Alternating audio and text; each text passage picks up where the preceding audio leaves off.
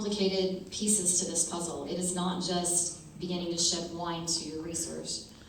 It is licensing issues, it is the county option that we talked about earlier, it is enforcement, it is training. There are a lot of pieces to this puzzle. And we also needed to make sure that we had enough time to run any follow-up legislation that we felt was critical to ensuring that this is successful, and this gives us 2 follow-up sessions to do just that. A question for both of you, and maybe it's a quick answer, and that is, if a 792 passes, will consumption of alcohol increase in Oklahoma? There's no evidence to show that. Yes, there is evidence. It won't increase much, however. There have been numerous studies done as alcohol is made available in more places that there is increased alcohol consumption.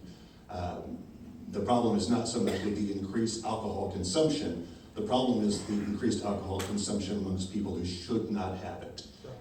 And so when you talk about 792 and you talk about strong beer and wine-based products going into new outlets, you're talking about giving it access to people that normally would not have access to anything but 3-2 beer, which of course gets you to the point where you shouldn't be more slowly, and so there is a little less danger in that. So when we talk about stronger alcohol being in additional places, there will be more people that are drinking it, and some of those people, unfortunately, will be people that should not be drinking.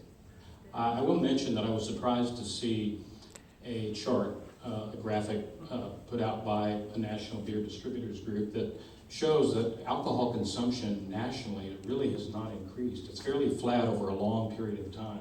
You would think it would have gone up. It just moves between beer and wine and spirits, and one is leading and the hot dog is ahead, and then the relish keeps up. So right, yeah. And at the same time, we are unfortunately at a 35-year high for alcohol-related deaths in the United States. So there is some work that needs to be done there to help prevent that. 792 doesn't have that work.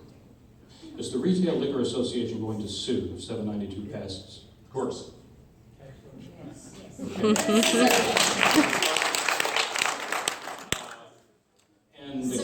ahead. May I follow up with that?